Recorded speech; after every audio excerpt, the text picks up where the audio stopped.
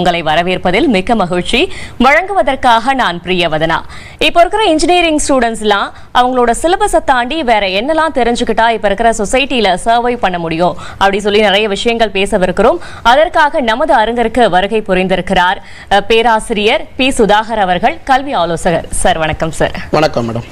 தந்தி TV நேயர்கள் அனைவருக்கும் இனிய மாலை வணக்கம். இன்னைக்கு இன்ஜினியரிங் அப்படின்னு பார்த்தீங்க அப்படின்னா, இன்ஜினியரிங் அப்படிங்கிறது சிம்பிளாக சொல்லணும்னா அப்ளிகேஷன்ஸ் ஆஃப் சயின்ஸ், அதாவது ஒரு ப்ராப்ளம் சால்விங் டெக்னாலஜி கோர்ஸ். அதாவது இன்னைக்கு ரியல் டைமில் நிறைய விஷயங்கள் மக்களுக்கும் சமூகத்துக்கும் தேவையான விஷயங்கள் இருக்குது. ஸோ அந்த பிரச்சனைகளை எடுத்து அந்த பிரச்சனைகளுக்கு ஒரு தெளிவான தீர்வை நம்ம படிக்கிற தொழில்நுட்ப கல்வி மூலமாக கொடுக்கணும் அப்படிங்கிறது தான்.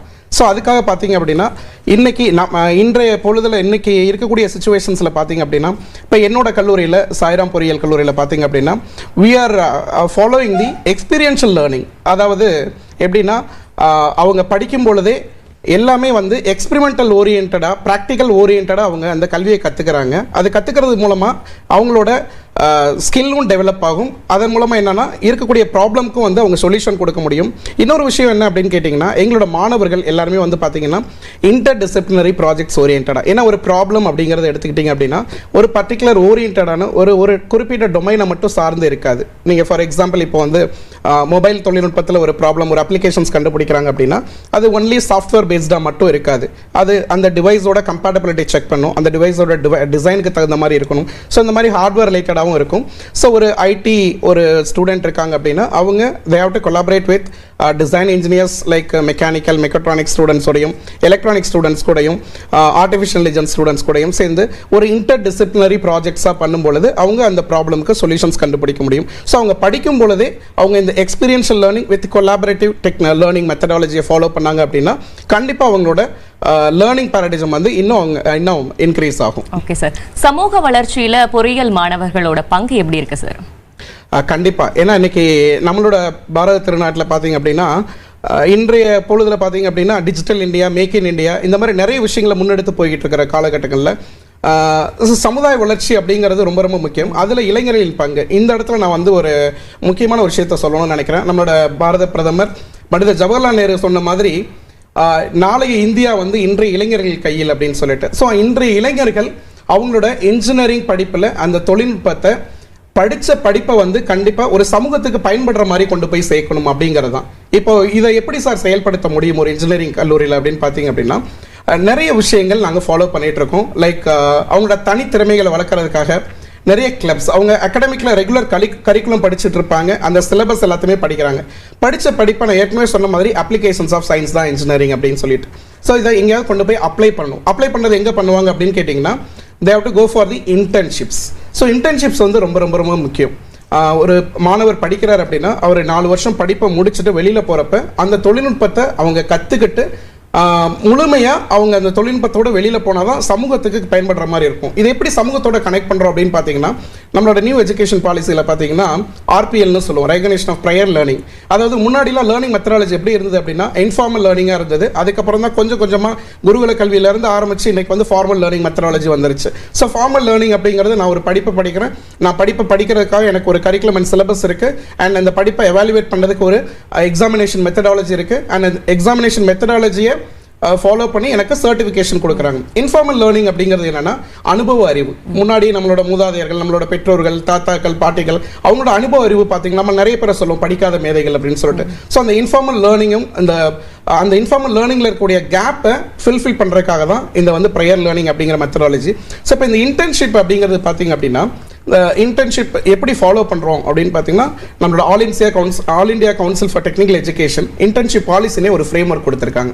ஸோ அதில் இந்த இன்டர்ன்ஷிப் அப்படிங்கிறத நாங்கள் ஒரு 4 கேட்டகரி ஆஃப் இன்டர்ன்ஷிப்பாக மாணவர்களுக்கு கொடுத்துட்டு இருக்கோம். என்னென்ன மாதிரி அப்படின்னு பார்த்தீங்கன்னா ஃபர்ஸ்ட் இண்டஸ்ட்ரியல் இன்டர்ன்ஷிப்ஸ், அதாவது இவங்க படிக்கிறாங்க முதலாம் ஆண்டுலேருந்தே அந்த இன்டர்ன்ஷிப்பை பண்ணணும் அப்படிங்கிறது தான். ACT இன்டர்ன்ஷிப் பாலிசி படி பார்த்தீங்கன்னா மினிமம் 14 to 20 வீக்ஸ் ஒரு ஸ்டூடெண்ட் ஒரு இண்டஸ்ட்ரியிலையோ அல்லது இந்த மாதிரி டைப் ஆஃப் இன்டர்ன்ஷிப்ஸ் என்னென்னு நான் ஒன்றா சொல்கிறேன். முதலாவதாக இண்டஸ்ட்ரியல் இன்டர்ன்ஷிப்ஸ் அப்படின்னு பார்க்குறப்ப இந்த மாணவர் அந்த இண்டஸ்ட்ரியில் அவர் படிக்கக்கூடிய துறையை சார்ந்த இண்டஸ்ட்ரியில் போயிட்டு நேரடியாக குறைந்தபட்சம் 600 முதல் 700 ஒர்க்கிங் ஹவர்ஸ் அவர் அந்த இண்டஸ்ட்ரியில் ஒர்க் பண்ணணும் அப்படிங்கிறது தான்.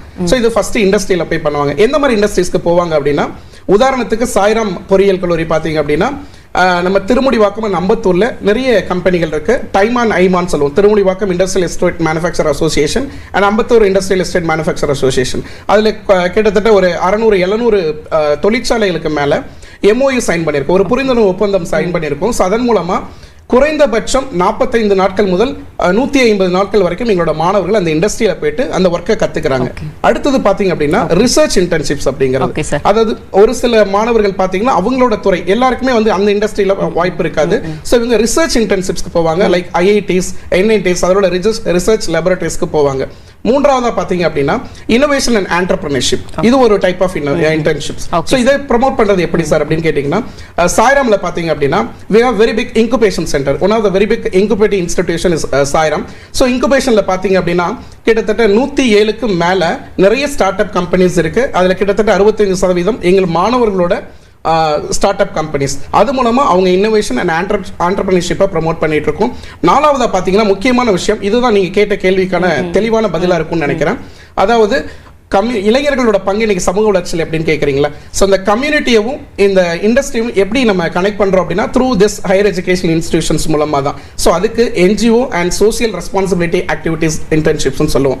அதாவது லைக் UBA ஸ்கவுட்ஸ் அப்படின்னு சொல்லிட்டு ஒரு ஃபோரம் இருக்கு. இந்த ஸ்கவுட்ஸ் ஃபோரம் மூலமா, NSS அப்படிங்கிற ஒரு ஃபோரம் மூலமா, இது மூலமா மாணவர்களோட வாலண்டியரிசம் அவங்களோட தன்னார்வ ஆர்வத்தின் மூலமாக என்ன பண்றாங்கன்னா நேரடியாக அந்த மக்கள் கிட்ட போயிட்டு அவங்க நேரடியாக பிரச்சனைகளை வந்து என்னங்கிற விவாதிக்கிறாங்க.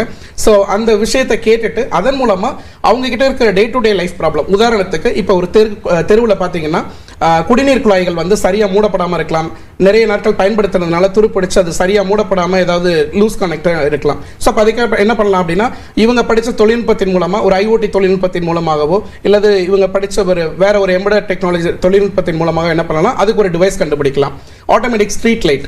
ஸோ இந்த மாதிரி சமூகத்திற்கு பயன்படுற மாதிரி இவங்க படித்த படிப்பை வந்து கொண்டு போய் சேர்க்க முடியும் அப்படிங்கிறது.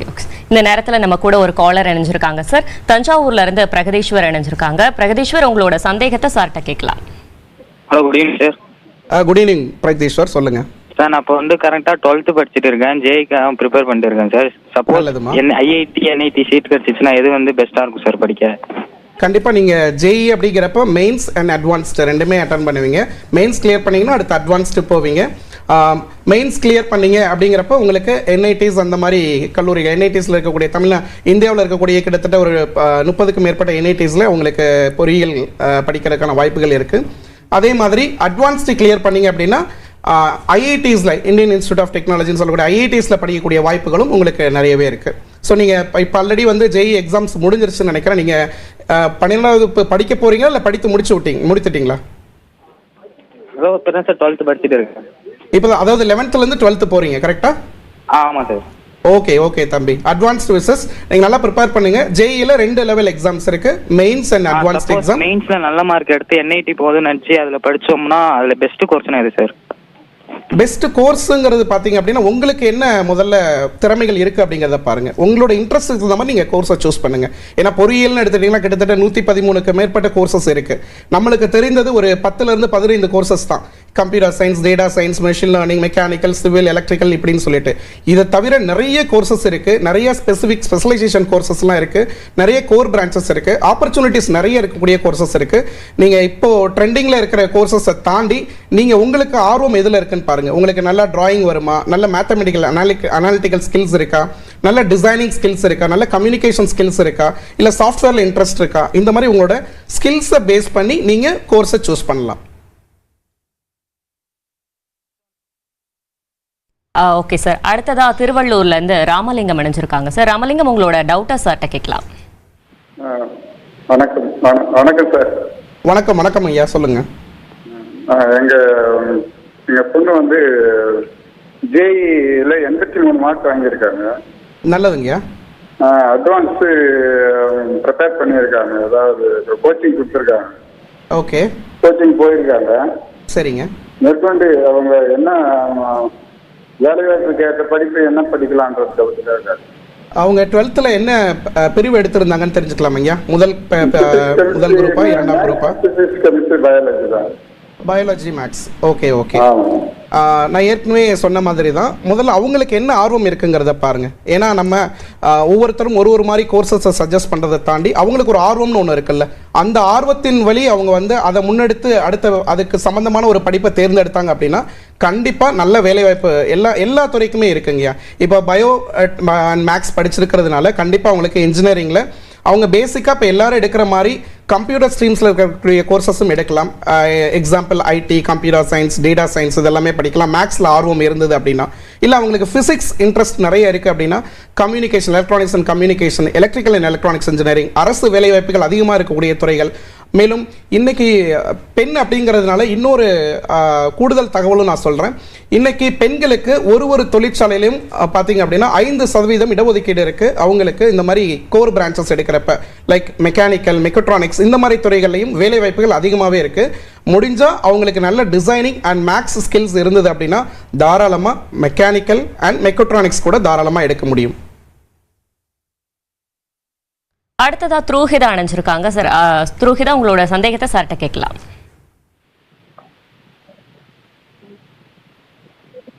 ஹலோ.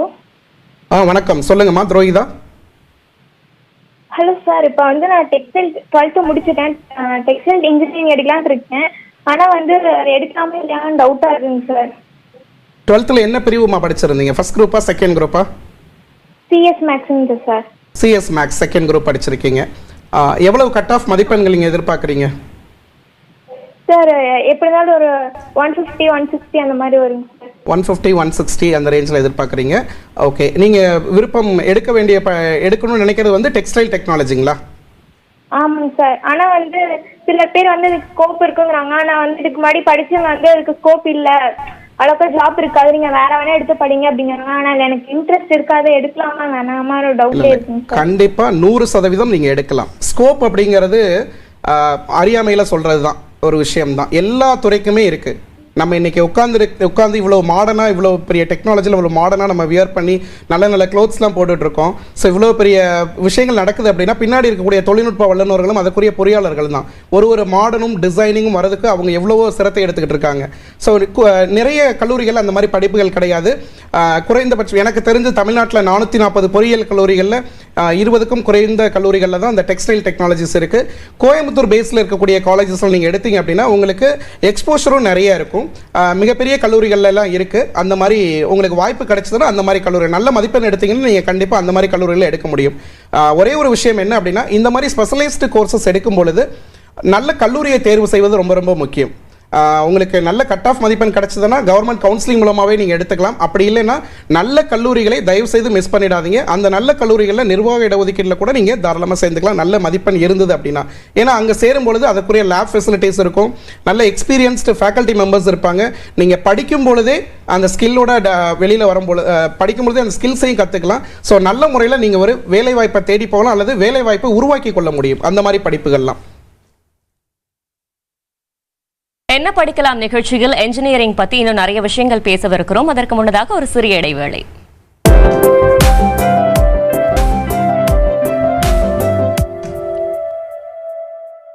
என்ன படிக்கலாம் நிகழ்ச்சி தொடர்கிறது. மாணவர்கள் உங்களுடைய சந்தேகத்தை கீழே தெரியும் என் மூலமா கேட்டு தெரிஞ்சுக்கலாம். இப்ப நம்ம கூட ஒரு காலர் கனெக்ட் ஆகியிருக்காங்க, வெற்றி செல்வி கடலூர்ல இருந்து. வெற்றி செல்வி, உங்களோட சந்தேகத்தை சார் கிட்ட கேட்கலாம். ஹலோ, வணக்கம் வெற்றி செல்வி, சொல்லுங்கம்மா. சார் நான் இப்போ ஜேஇ செஷன் 2 எக்ஸாம் ரைட் பண்ணேன் சார். ஓகேம்மா. 53% சார் செல்ஃப் ப்ரிப்பரேஷன் தான் சார். ஓகேம்மா. இப்போ நான் 1 இயர் ட்ராப் பண்ணி ஜேஇ படிக்கலாமா இல்லை கவுன்சிலிங் போடலாமா சார்? உங்களோட 10வது மதிப்பெண் எவ்வளவுமா? 452 சார். 452. இப்போ 12th எவ்வளோ மார்க் எதிர்பார்க்குறீங்க? கட் ஆஃப் மதிப்பெண் எவ்வளோ எதிர்பார்க்குறீங்க?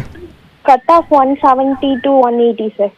ஓகேம்மா, 170 to 180 அப்படின்னா நீங்கள் கண்டிப்பாக நீங்கள் எக்ஸாம் ப்ரிப்பேர் பண்ணுங்கள். பட் டிஎன்ஏ கவுன்சிலிங் கண்டிப்பாக அட்டன் பண்ணுங்கள். 170 to 180 வந்தீங்க அப்படின்னா 180 அண்ட் எபோவ் எடுத்தீங்க அப்படின்னா கண்டிப்பாக உங்களுக்கு ரவுண்டு 1லேயே தரமான பொறியியல் கல்லூரிகள் கிடைக்கிறதுக்கு வாய்ப்புகள் இருக்குது.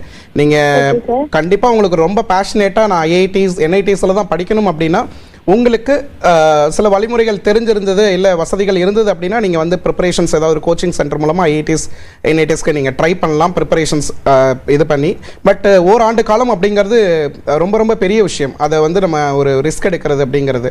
ஸோ 180 மதிப்பெண்ணுக்கு மேலே கட் ஆஃப் மதிப்பெண் வந்தது அப்படின்னா கண்டிப்பாக Tier 1 இன்ஸ்டிடியூஷன்ஸில் உங்களுக்கு நல்ல பாடப்பிரிவு கிடைப்பதற்கான வாய்ப்புகள் நிறையவே இருக்குது. ஆனால் நீங்கள் செய்ய வேண்டிய ஒரே ஒரு விஷயம் என்ன அப்படின்னா டிஎன்ஏ அப்ளிகேஷன்ஸ் போட்டுட்டு ப்ராப்பராக அந்த ஷெடியூலை ஃபாலோ பண்ணுங்கள். தென் அந்த சாய்ஸ் லிஸ்ட் விருப்பப்பட்டியல் தயார் செய்கிறது மட்டும் ரொம்ப கேர்ஃபுல்லாக பண்ணுங்கள். அதுதான் உங்களோட வாழ்க்கையை தீர்மானிக்க போகுது. அந்த சாய்ஸ் லிஸ்ட் ப்ரிப்பரேஷன் தான் நீங்கள் ஈவன் ஐஐடிஸ் என்ஐடிஸில் இருக்கக்கூடிய தரமான அந்த மெத்தடாலஜி டீச்சிங் மெத்தடாலஜி இருக்கக்கூடிய அண்ணா பல்கலைக்கழகத்துக்கு கீழே இயங்கக்கூடிய நிறைய பொறியியல் கல்லூரிகளில் தரமான கல்லூரிகளும் இருக்குது. நல்ல மதிப்பெண் எடுத்திருந்தீங்க அப்படின்னா தாராளமாக நீங்கள் டிஎன்ஏ கவுன்சிலிங் மூலமாக கூட நீங்கள் ட்ரை பண்ணலாமா. அடுத்ததா கோயம்புத்தூர்ல இருந்து சஞ்சித் இணைஞ்சிருக்காங்க. சார் சஞ்சித், உங்களோட சந்தேகத்தை சார் கிட்ட கேட்கலாம். சார் நான் ஏரோநாட்டிக்கல் இன்ஜினியரிங் எடுக்கலான்னு இருக்கேங்க சார். ஓகே சஞ்சித், நல்ல விஷயம்தான். அது எடுத்தா எந்த மாதிரி வேல்யூ இருக்குமா இருக்காதா டவுட்டா இருக்கு சார். கண்ணா, நீங்கள் பொதுவாக ஒரே ஒரு விஷயம்தான் எல்லா நேயர்களுக்குமே நான் சொல்கிற ஒரே ஒரு விஷயம்தான். மாணவர்கள் எல்லாருமே வந்து நிறைய பேரோட இன்ஃபர்மேஷன்ஸ் கேட்டுட்டு நிறைய தகவல்கள் நமக்கு வந்துகிட்டு இருக்கு டெக்னாலஜிஸ் இருக்கிறதுனால. ஸோ அதில் என்ன உங்களுக்கு பிடிக்குங்கிறத ஃபஸ்ட்டு யோசிங்க. ஏரோநாட்டிக்கலுக்கு வாய்ப்பு இருக்கா இல்லையான்னு கேட்டிங்கன்னா கண்டிப்பாக 100% வாய்ப்பு இருக்குது, நான் இல்லைன்னே சொல்ல மாட்டேன். ஏன்னா இன்றைக்கி நம்ம எல்லாருமே அண்ணாந்து பார்த்து வியக்கக்கூடிய அளவில் இருக்கக்கூடிய ஒரு தொழில்நுட்பம் வந்து ஏரோநாட்டிக்கல் இன்ஜினியரிங். ஸோ அப்படி போறப்பட்ட படிப்பு வந்து நிறைய பொறியியல் கல்லூரிகளில் கிடையாதுல்ல. நான் திரும்பவும் சொல்கிறது, இந்த மாதிரி ஸ்பெஷலைஸ்டு கோர்சஸ் எடுக்கும் பொழுது தரமான உள்கட்டமைப்பு வசதிகள் கொண்ட அனைத்து நல்ல எக்ஸ்பீரியன்ஸ்டு ஃபேக்கல்ட்டி இருக்கக்கூடிய ஒரு நல்ல தரமான பொறியியல் கல்லூரியை நீங்கள் சூஸ் பண்ணும் பொழுது உங்களோட கேரியர் ரொம்ப உங்களோட ஃபியூச்சர் ரொம்ப பிரைட்ஃபுல்லாக இருக்கும். லைக் MIT அந்த மாதிரி தரமான பொறியியல் கல்லூரியை சூஸ் பண்ணும் பொழுது உங்களோட வாய்ப்புகள் வந்து அதிகமாகவே இருக்குது. கண்டிப்பாக எடுக்கலாம். ஓகே சார், காலேஜஸ் வந்து இளைஞர்களையும் தொழிற்சாலைகளையும் இணைக்கும் பாலமாக செயல்படுது. எப்படி செயல்படுது சார்? கண்டிப்பாக. ஏன்னா இன்றைக்கி இருக்கக்கூடிய இன்ஜினியரிங் காலேஜஸ் பார்த்தீங்க அப்படின்னா படிப்பை மட்டும் போதிச்சா பத்தாது. நாங்கள் திரும்ப எங்களோட கல்லூரியில் வலியுறுத்தக்கூடிய ஒரு விஷயம், எங்கள் கல்லூரிக்குள்ளே வந்தீங்கன்னாவே அப்படின்னு பார்த்தீங்கன்னா அங்கங்கே சில பதாதைகள் வச்சுருப்போம். என்ன அப்படின்னா சஸ்டைனபிள் டெவலப்மெண்ட் கோல்ஸ்ன்னு சொல்லிட்டு நீடித்த வளர்ச்சிக்கான இலக்குகள். ஸோ நம்ம ஒரு 17 இலக்குகளை வந்து அடையாளப்படுத்தியிருக்காங்க UN-லேருந்து. ஸோ அந்த இலக்குகளை நோக்கிய பயணமாக தான் நம்ம கல்லூரியில் நடக்கக்கூடிய ஒவ்வொரு ஆக்டிவிட்டீஸையும் நாங்கள் பண்ணிகிட்ருக்கோம். ஏற்கனவே நான் நிகழ்ச்சியில் சொன்ன மாதிரி இந்த இன்டர்ன்ஷிப்ஸில் பார்த்தீங்க அப்படின்னா NGO அண்ட் சோஷியல் ரெஸ்பான்சிபிள் இன்டர்ன்ஷிப்ஸ்னு ஒன்று இருக்குது. ஸோ அந்த இன்டர்ன்ஷிப்ஸை எப்படி நம்ம இம்ப்ளிமெண்ட் பண்ணுறோம் அப்படின்னா through Unnat Bharat Abhiyan, NSS, scouts, இந்த மாதிரி நிறைய ஃபோரம்ஸ் மூலமாக ஸ்டூடெண்ட்ஸை அந்த பீப்புளோட கனெக்ட் பண்ணுறோம். நேரடியாக அந்த கம்யூனிட்டியோட கனெக்ட் பண்ணுறாங்க. இவங்க படித்த படிப்பை கொண்டு போயிட்டு அந்த தொழில்நுட்பத்தை கொண்டு போய் அந்த மக்களுக்கு பயன்படுற மாதிரி கொண்டு போகிறாங்க. இதில் இன்னொரு விஷயம் என்ன அப்படின்னு கேட்டிங்கன்னா institution will bridge between the community and the industries. இந்த கம்யூனிட்டியில் போயிட்டு என்ன அப்படின்னு கேட்டிங்கன்னா இப்போ அந்த கம்யூனிட்டி பீப்புளுக்கு ஒரு எம்ப்ளாயபிலிட்டியை ஜென்ரேட் பண்ணி கொடுக்க முடியும். இது மூலமாக அவங்களுக்கு ஒரு வேல்யூ ஆடட் எஜுகேஷன்ஸை கொடுக்க முடியும். ஆல்ரெடி படிச்சிருப்பாங்க, பள்ளி படிப்போடு நிப்பாட்டியிருப்பாங்க, அவங்களுக்கு ஒரு தொழில்நுட்பத்தை கற்றுக் கொடுக்கலாம், அவங்களுக்கு ஒரு வேலை வாய்ப்பை உருவாக்கி கொடுக்கலாம். அதன் மூலமாக அவங்களோட வாழ்க்கை தரம் உயரும், அந்த கிராமத்தோட வாழ்க்கை தரமும் உயர்வதற்கு நிறைய விஷயங்கள் வந்து நம்ம மாணவர்கள் மூலமாகவே பண்ண முடியும். கண்டிப்பாக இந்த மாதிரி விஷயங்கள் மூலமாக த்ரூ உன்னத் பாரத் அபியான், ஸ்கவுட்ஸ், இப்போ உதாரணத்துக்கு பார்த்தீங்க அப்படின்னா உலக புகழ்பெற்ற, அதாவது உலக அளவில் பார்த்தீங்கன்னா குளோபல் லெவல் ஜம்பூரின்னு சொல்லிட்டு ஒரு ஈவென்ட் நடந்தது. ஜம்பூரி அப்படிங்கிறது என்ன, ஸ்கவுட்ஸ் அப்படிங்கிற ஒரு ஃபோரமோட நடக்கக்கூடிய ஒரு மிகப்பெரிய பிரம்மாண்டமான ஒரு பவளவிழா மாநாடு, பாரத் ஸ்கவுட்ஸ் அண்ட் கைட்ஸ்ன்னு சொல்லிட்டு நம்ம இந்தியாவோட பாரத் அண்ட் ஸ்கவுட்ஸ் சாரணியர் இயக்கம் சார்பாக இவ்வளோ பெரிய மாநாட்டில் ஸ்கவுட்ஸ் ஃபார் STG அப்படிங்கிறது ஒரு பெரிய ஒரு ப்ரோக்ராம். கிட்டத்தட்ட ஒரு 15,000-17,000 மாணவர்கள் வெளி நாட்டிலிருந்தும் வெளி மாநிலங்களிலிருந்தும் பல்வேறு இடங்கள்லேருந்து வந்திருந்தாங்க. 10 நாட்கள் நமது திருச்சி பக்கத்தில் மணப்பாறையில் நடந்தது. அதில் குளோபல் டெவலப்மெண்ட் வில்லேஜ் அப்படின்னு சொல்லிட்டு ஒரு மிகப்பெரிய ஒரு பிரம்மாண்டமான ஒரு வில்லேஜை கிரியேட் பண்ணியிருந்தோம். இந்த வில்லேஜை கிரியேட் பண்ணது யாருன்னு கேட்டிங்கன்னா சாய்ராம் இன்ஸ்டிடியூஷன்ஸ். இதுவரைக்கும் ஜம்பூரிங்கிற அந்த ஒரு ஹிஸ்ட்ரியிலேயே இல்லாத அளவுக்கு ஒரு பிரம்மாண்டமாக அதில் என்ன சார் பண்ணீங்க அப்படின்னு கேட்டிங்கன்னா பீப்புளுக்கு ஒரு அவேர்னஸை கொடுக்க முடியும். முதல்ல வந்து நம்மளுக்கு கற்றுக் கொடுக்கணும். அவங்களுக்கு நிறைய விஷயங்கள் நிறைய பேருக்கு எப்படி பண்ணணும்னு தான் தெரியல. அவங்களுக்கு இப்படி தான் நீங்கள் பண்ணணும்னு ஒரு விஷயத்தை நம்ம சொல்லி கொடுத்துட்டோம் அப்படின்னா கண்டிப்பாக எல்லாருமே அதை ஃபாலோ பண்ணி போவாங்க. நாங்கள் இந்த STGன்னு சொல்லக்கூடிய இந்த 17 இலக்குகள் அங்கே கொண்டு போய் அடையாளப்படுத்தி அதை எப்படி சார் கொண்டு போகிறோம் அப்படின்னு கேட்டிங்கன்னா எல்லாருக்குமே புரியாது. டைரெக்டாக சொல்லணும்னா no poverty, zero hunger, quality education, good health and wellbeing சொன்னால் புரியாது. அப்போ அதை சொல்கிற முறையில் அதை எப்படி இம்ப்ளிமெண்ட் பண்ணியிருக்கோம்னா மாணவர்களோட புதுமையான கண்டுபிடிப்புகள் மூலமாக இவங்க படித்த டெக்னாலஜிஸை ஒரு ப்ராஜெக்ட்ஸாவோ ஒரு ப்ராடக்டாவோ ரெடி பண்ணி அந்த ப்ராடக்டை இன்னைக்கு சமூகத்தில் ரியல் டைமில் பொதுமக்கள் யூஸ் பண்ற மாதிரி ஒரு டெக்னாலஜியை கொண்டு போய் கொடுக்கறப்ப அந்த பொதுமக்கள் இந்த டெக்னாலஜி மூலமா தான் இப்படிதானா அப்படின்னு சொல்லிட்டு வேஸ்டா போற ஒரு பிளாஸ்டிக்ல இருந்து ஒரு பை தயாரிச்சு கொடுக்குறோம், கைப்பை தயாரிச்சு கொடுக்குறோம், மறுசுழற்சி முறையில் அதை பயன்படுத்த முடியும். இது மாதிரி சின்ன சின்ன விஷயங்களை நம்ம பொதுமக்கள் கிட்ட கொண்டு போகும்போது என்னன்னா இந்த மாதிரி அவேர்னஸ் கிரியேட் ஆகுது. ஸோ இந்த ஜம்பூரிங்கிறது மிக பிரம்மாண்டமான ஒரு விழா. அந்த ஜம்பூரியை வந்து ஆர்கனைஸ் பண்ணது சாய்ராம் இன்ஸ்டிடியூஷன்ஸ் அப்படிங்கிறது எங்களுக்கு பெருமையான விஷயம். அதில் கிட்டத்தட்ட எங்களோட மாணவர்கள் ஒரு 400க்கும் மேற்பட்ட மாணவர்கள் மற்றும் ஆசிரியர்கள் ஒரு 15 நாட்கள் அங்கேயே தங்கி இதை முன்னெடுத்து கொண்டு போனப்போ எங்களுக்கு நாங்களும் நிறைய கற்றுக்கிட்டோம். Okay okay. So it's very happy to share this. Sir இது எல்லாருக்குமே இருக்கிற ஒரு டவுட்டு, பிஇக்கும் பிடெக்குக்கும் என்ன டிஃப்ரென்ஸ் சார்? கண்டிப்பாக. ஏன்னா பொறியியல் அப்படின்னு வந்த உடனே எல்லாருக்குமே பார்த்தீங்கன்னா BE/BTech அப்படின்னு இருக்கும். அப்ளிகேஷன்ஸாக இருக்கட்டும், ரெஜிஸ்ட்ரேஷனாக இருக்கட்டும், எல்லா இடத்துலையுமே. ஸோ இந்த பிஇக்கும் பிடெக்குக்கும் என்ன வித்தியாசம் அப்படின்னு கேட்டிங்கன்னா சிம்பிளாக விளையாட்டாக சொல்லணும்னா நம்ம ஊரில் சாம்பார் சாதம், பக்கத்து ஊரில் பார்த்தீங்கன்னா பிசிபெல்லாபாத் அப்படிங்கிற மாதிரி தான். ஸோ பிஇங்கிறது பார்த்தீங்கன்னா it's a data orient technical course. B Tech அப்படிங்கிறது பார்த்தீங்கன்னா ஸ்கில் ஓரியன்ட் டெக்னிக்கல் கோர்ஸ். அதாவது ஒரு தியரிட்டிக்கல் வே ஆஃப் டீச்சிங் மூலமாக நான் ஒரு டெக்னாலஜியை சொல்லிக் கொடுக்குறேன் அப்படின்னா it's comes under BE. And அதே வந்து ப்ராக்டிக்கல் பேஸ்டாக ஒரு லெபார்ட்ரி ஒரு ஸ்கில் பேஸ்டாக நான் சொல்லிக் கொடுக்குறேன்னா அது பிடெக் அப்படிங்கிறது. இன்றைக்கி அண்ணா யூனிவர்சிட்டி அஃபிலியேட்டட் இன்ஸ்டிடியூஷன்ஸில் பிஇ பிடெக் கோர்சஸ் இருக்குது நம்ம தமிழ்நாட்டில். இதை தாண்டி மற்ற பல்கலைக்கழகங்களில் மற்ற மாநிலங்களில் இருக்கக்கூடிய பொறியியல் கல்லூரிகளெல்லாம் பார்த்தீங்க அப்படின்னா பிடெக் அப்படிங்கிற ஒரு படிப்பை மட்டும் தான் வச்சுருக்காங்க, பிஇங்கிறது கிடையாது. இங்கே அண்ணா பல்கலைக்கழகத்தில் பார்த்தீங்கன்னா இன்ஜினியரிங்னு முடிக்கக்கூடிய சில ஸ்ட்ரீம்ஸு சில பேராமீட்டர்ஸ்லாம் வச்சுருக்காங்க. அந்த கன்ஸ்டன்ஸ்குள்ளே வந்ததுன்னா அதெல்லாம் பிஇ அப்படின்னு சொல்லிட்டோம்.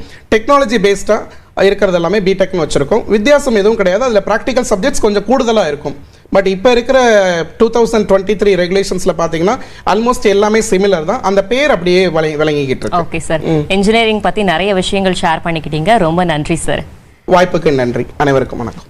இத்துடன் இந்த நிகழ்ச்சி நிறைவு பெறுகிறது. மீண்டும் அடுத்த நிகழ்ச்சியில் உங்களை சந்திக்கும் வரை விடைபெறுவது நான் பிரியவதனா.